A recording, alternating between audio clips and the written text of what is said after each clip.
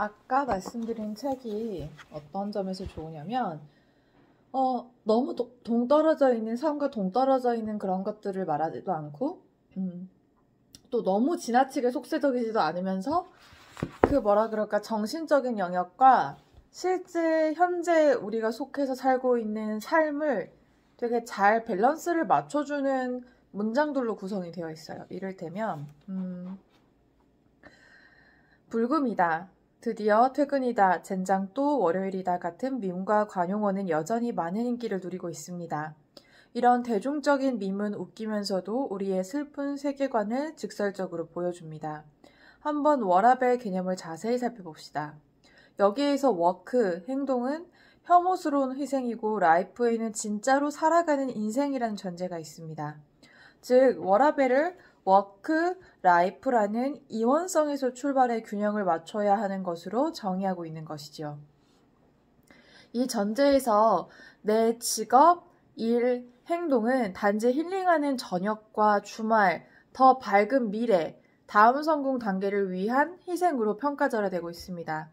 이러한 고정관념 아래 우리는 현재 순간을 부정하고 상상 속의 더 밝은 미래를 위해 살아갑니다. 행동은 삶의 핵심이 아니라 어쩔 수 없이 견뎌야 하는 부정적인 것으로 여깁니다. 이 경우 이런 부분이 좋아요. 여기까지는 이제 분석을 할 수 있는데 이 경우 목표와 그 목표를 실현하는 과정이 서로 분리되는 현상이 나타납니다. 예를 들면 이렇습니다. 가능한 빨리 부자가 되고 싶지만 돈을 벌기 위해 일하고 싶지는 않습니다. 항상 깨어있는 마스터 명상가이고 싶지만 매일 20분 명상은 하고 싶지 않습니다. 목적지에 도착하고 싶지만 길은 걷고 싶지 않습니다. 이것은 인생에서 최고의 경험을 하고 싶지만 삶을 살고 싶지는 않다는 말입니다.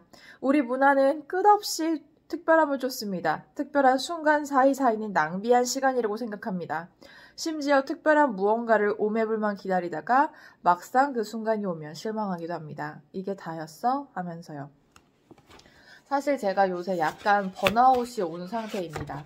한 1년 6개월 정도 굉장히 달렸어요. TF다 뭐다 하면서 굉장히 달렸고 제가 생각한 몇 가지 프로젝트, 지시받은 프로젝트를 임무를 완수했다고 생각하면 그 다음이 또 있고 그 다음이 또 있고 또 조직 내부적으로도 원래 전통적인 방식의 일하는 방식이 아니었기 때문에 그러한 1년의 과정들이 좀 부침은 있었어요, 사실. 그런데 저는 지금 제가 어떤 공간을 하나 만들었고 그 공간을 활성화시키고 싶은데 제가 생각하는 방법은 있어요. 근데 아시겠지만 조직 생활을 해보신 분들은 알겠지만 하이어라키라는 게 있고 의사결정이라는 게 내가 뭐 유능하고 강력한 로직을 만들었고 뭐 자신감 뿜뿜 이런 태도가 있다고 해서 내가 원하는 의사결정 방향대로 모든 게 흘러가는 건 아니에요.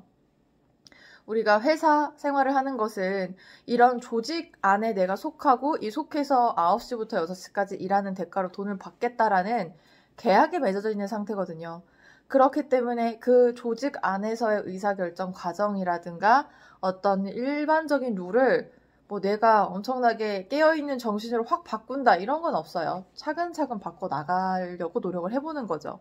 아무튼 그래서 제가 생각하는 그 최상의 방법을 항상 적용할 수는 없어요.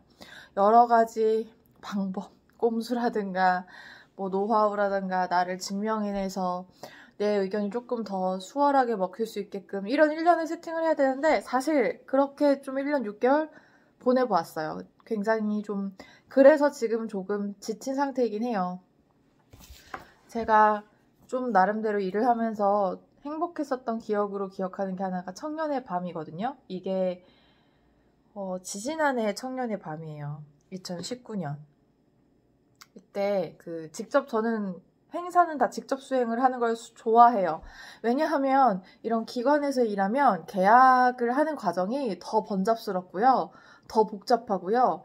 물론 공정함이라든가 어떤 절차상의 그런 규율을 지켜야지 이 사회가 투명하게 유지되기 때문에 그런 건 맞는데 금액이 크지 않으면 뭐 100만 원, 200만 원 이렇게 몇 가지 구매하고 주문하는 거는 저는 제가 직접 어떤 안을 제시하고 그거를 몇 개 비교 견적을 받아서 같이 말이 통하고 저렴한 곳이랑 하는 것을 좋아하는데 이걸 되게 저는 행복했었던 때로 기억해요.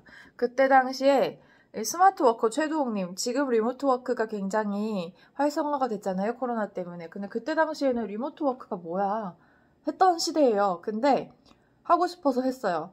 그러니까 제가 1년의 어떤 과정들을 통해서 제가 생각하고 제가 기획하는 것들을 그래도 의사결정하시 최종적으로 오케이 해주시는 분들이 믿을 수 있게끔 세팅을 해놔서 가능했었던 부분이고, 한재권 연사님도 이제 4차 산업 쪽을 좋아하는 이제 보스이면서 또 제가 쭉 동영상을 봤을 때 젊은 MZ세대랑 소통하기에 너무 좋으신 분이라서 이 두 분을 섭외했어요.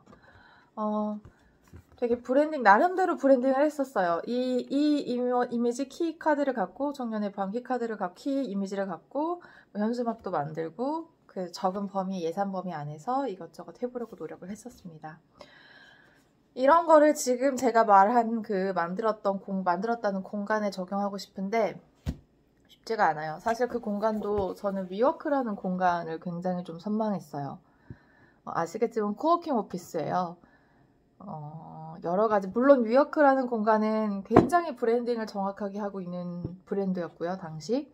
그리고 여러 가지, 거기에 입주했을 때 분명히 이 네트워킹이라는 것도 그냥 뭐 아무나 이렇게 풀어놓는다고 네트워킹 되는 게 아니라 자기들한테 베네핏이 있을 만한 인맥이 있는 게 그게 바로 네트워킹이잖아요. 근데 여기 이렇게 입주하면 주는 혜택이라든가 이런 위워크의 어떤 이점이라든가 바이브를 이해하는 사람들이 계속 입주를 하기 때문에 그 도움을 받을 수 있는 네트워킹을 할 수 있는 사람들이 계속 입주를 하니까 이 공간에 입주를 하는 사람들이 다 이제 서로 어떤 도움이 될 수 있는 네트워크가 형성이 된 거죠. 그래서 이런 공간을 보고 코워킹 스페이스가 좀 필요하다.